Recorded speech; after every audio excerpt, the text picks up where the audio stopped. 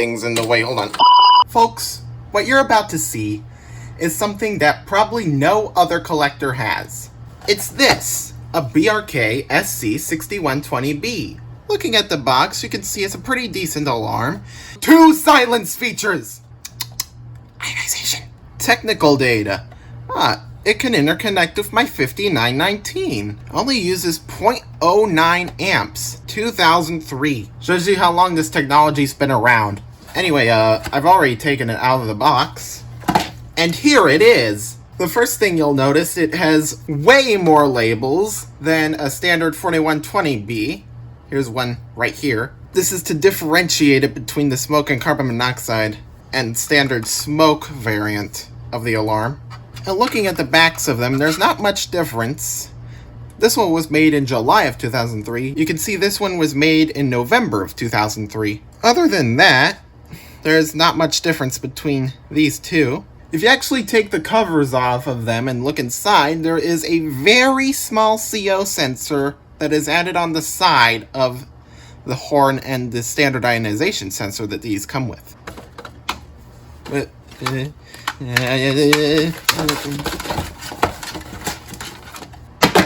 Puxel! Now let's take a look at the manual. Wait, wrong one. The manual. AC-powered smoke and carbon monoxide along with battery backup and silence feature. Important. Please read carefully and save. You betcha. Get it to stay straight. Oh, I knocked over my silicone.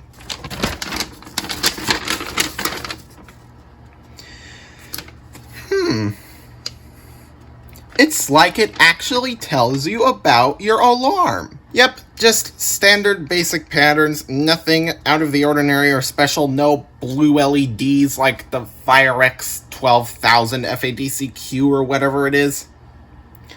Just the same as the standard first generation of SC9120Bs. The battery compartment lock. To lock the battery compartment, important! Do not lock the battery compartment until you have activated the battery and tested the battery backup. Well, I've already tested the alarm behind the scenes, so that doesn't really matter to me. The mounting bracket lock. To activate the bracket lock, using needle nose pliers, detach one locking pin from the mounting bracket. I mean, yeah, you could technically do that, but I want to keep this mounting bracket in good condition. But let's put it on the mounting bracket, actually. Oh, wow. I guess that's why they fall from ceilings all the time. It's Look. It's unlocked, and it's not falling off. I guess people just assumed they were like suction or something. I don't know. It's because of the material the label's printed on. Look at this.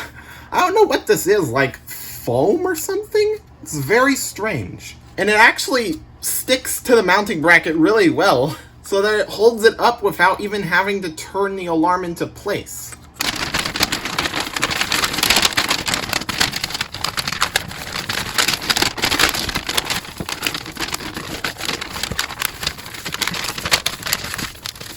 There we go. Ionization. Alright, enough yapping. Let's put a battery in it already. Puxel, go! And for some reason it chirps right as you insert the battery. That's probably just letting you know that it's powered or something, or that it's not even connected to AC, which it isn't. Yeah, let's give it a test.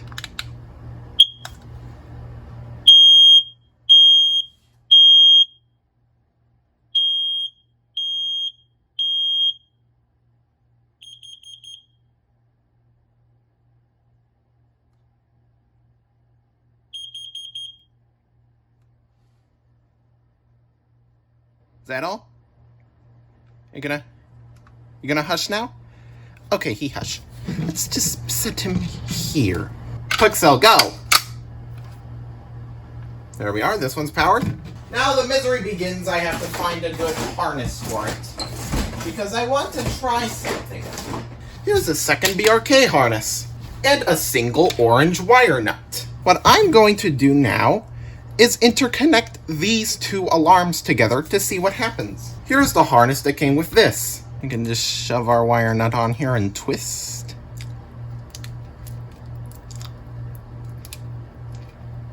There we go. And now we can connect our harnesses, like so. And watch what happens when we test this one.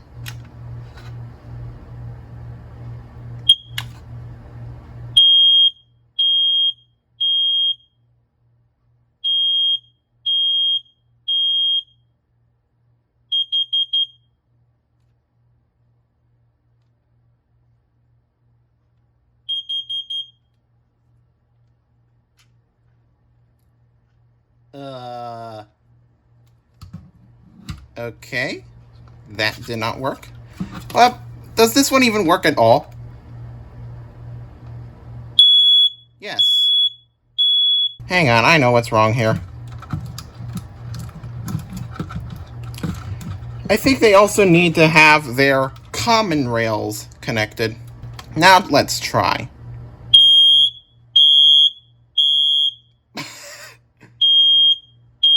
Let's set this one off then.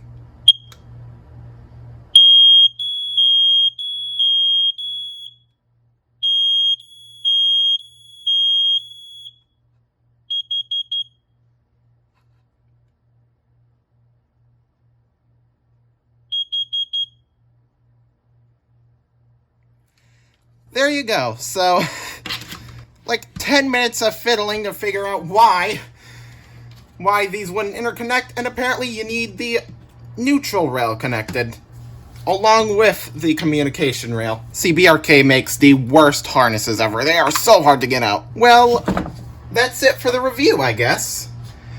It's just a general purpose smoke and CO alarm that apparently was very obscure for some reason.